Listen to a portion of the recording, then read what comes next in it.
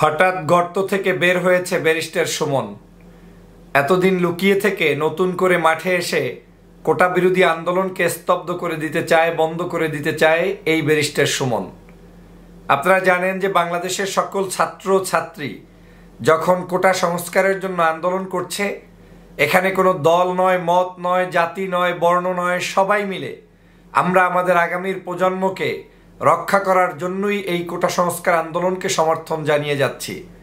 যখন সাধারণ শিক্ষার্থীরা আমাদের দিকে তাকিয়ে আছে, বাংলাদেশের যে প্রান্তে যেই থাকুক না কেন, ছোট হোক বড় হোক, সকল ধরনের সেলিব্রিটি, সকল ধরনের রাজনীতিবিদ, সকল ধরনের সমাজকর্মী, সকলের কাছে একটাই প্রত্যাশা, তারা কোটা সংস্কার আন্দোলনের শিক্ষার্থীদের সাথে থাকবে, তাদেরকে সমর্থন জানাবে।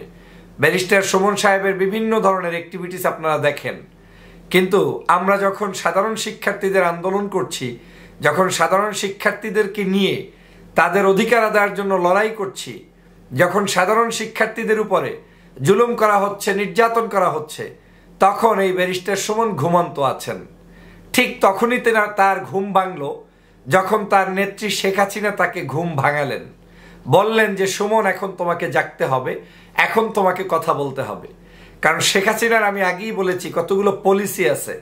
কিছু আছে তার হিডেন সোলজার, যারা কাজ করে বিভিন্ন সময় বিভিন্ন কারণে তাদেরকে ডেকে নিয়ে আসে। কিছু আছে প্রকাশ্যে আপনার সাথে সরাসরি যুদ্ধে লিপ্ত হবে, আর কিছু আছে মাঝ বরাবর থেকে কাজ করে। এই মুহূর্তে সুমনকে শেখ হাসিনা মাঝ বরাবর রেখে কিছু কাজ করাচ্ছে, যেই কাজগুলো হয়তো আপনার আমাদের সকলের ধারণার মধ্যে নাও থাকতে পারে।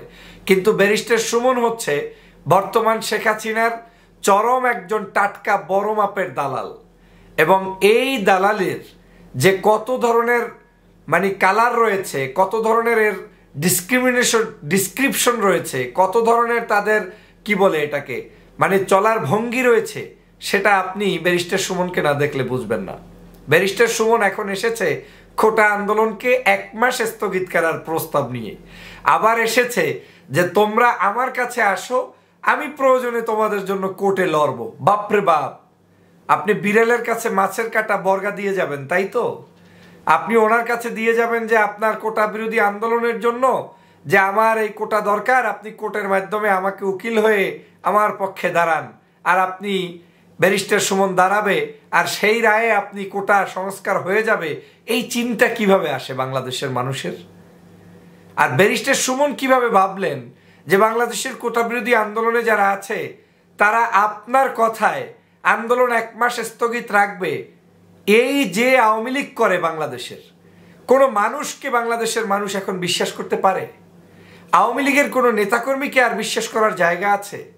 যেই দলের নেত্রী, আপনার নেত্রী সকাল সন্ধ্যা মিথ্যা কথা বলে, মাত্র 1 দিন আগে যিনি বাংলাদেশের সমগ্র নাগরিককে রাজাকার বানিয়ে দিলেন, মুক্তিযুদ্ধের নাতিপুতি সম্বোধন না করে তাদেরকে রাজাকারের নাতিপুতি সম্বোধন করে তাদেরকে গালিগালাজ করলেন, আপনি ভুলে গেলেন? একটা বার প্রতিবাদ করতে পেরেছেন? পারেন নাই, পারবেনও না, কারণ আপনি দলবাজি করছেন। দলবাজি করেন, আমাদের কোনো আপত্তি নেই। বাংলাদেশের সবাই দলবাজি করছে, আপনি দলবাজি করতে থাকেন। আওয়ামী লীগের যারা দলবাজি করছে আপনি তাদের মতোই করেন। কিন্তু বাংলাদেশের সাধারণ শিক্ষার্থীদের সাথে আপনি কখনো প্রতারণা করতে পারেন না। সাধারণ শিক্ষার্থীদের আবেগ নিয়ে আপনি খেলতে পারেন না।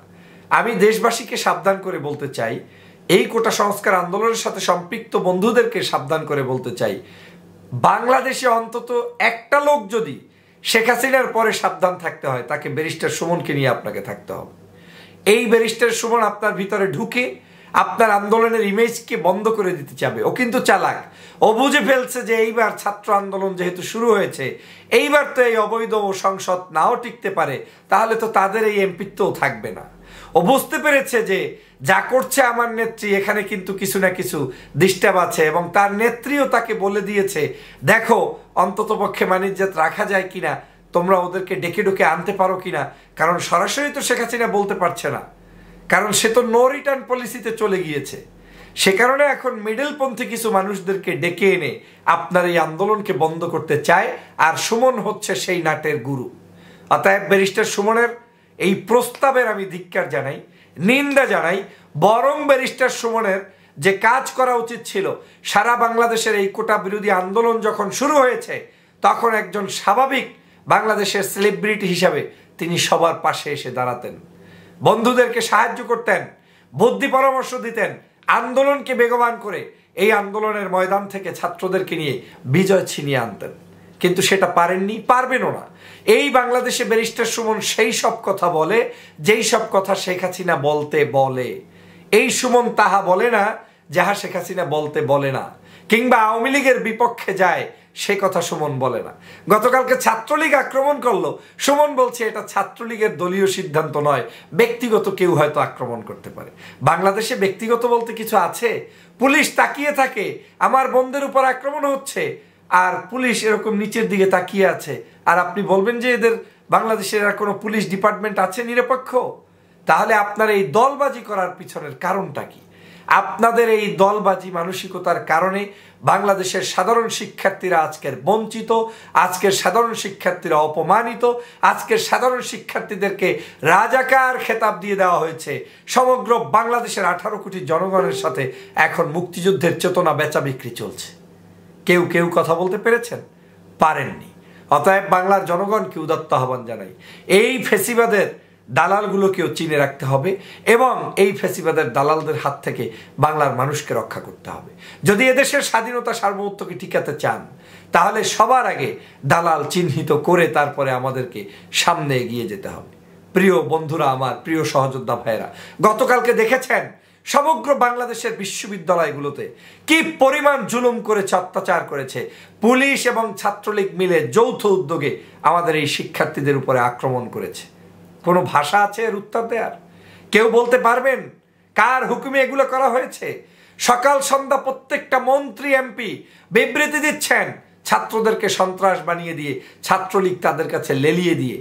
আপনার কি বলে প্রতিমন্ত্রী আরাফাত, তারপরে আপনার পররাষ্ট্রমন্ত্রী, স্বরাষ্ট্রমন্ত্রী, আইনমন্ত্রী, মনে হয় যেন বাংলাদেশে যারা বসবাস করছি আমরা ভেসে এসেছি। আমরা বাংলাদেশের নাগরিক, আমরা বাংলাদেশের মুক্তিযোদ্ধা। এই মুহূর্তের বাংলাদেশকে গঠন করার জন্য যে যুদ্ধ চলছে, এই যুদ্ধের আমিও একজন যোদ্ধা। আপনারা বাংলাদেশের মানুষের সাথে প্রতারণা করে যা করতে চান সেটা এদেশের জনগণ কোনোদিন হতে দেবে না, ইনশাআল্লাহ। অতএব আসুন প্রিয় ভাইয়েরা, প্রিয় বোনেরা, ফেসিবাদের যারা যারা নাটের গুরু নাড়াচ্ছে, ফেসিবাদের সাথে যারা ষড়যন্ত্র করে একাকার হয়ে যাচ্ছে, ওদের মুখোশ উন্মোচন করা দরকার। দুই একটাকে একটু সাইজ করতে পারলেই দেখবেন বাংলাদেশের বাকি সেলিব্রিটিগুলো ঠিক হয়ে যাবে। দেখেন না ইদানিং গত 2-1 দিনে আপনাদের আমাদের আন্দোলন এবং পোস্টের কারণে অনেক সেলিব্রিটি যারা কখনোই পোস্ট করতো না, কৌশলে এখন একটু হলেও এই শিক্ষার্থীদের পাশে দাঁড়ানো শুরু করেছে।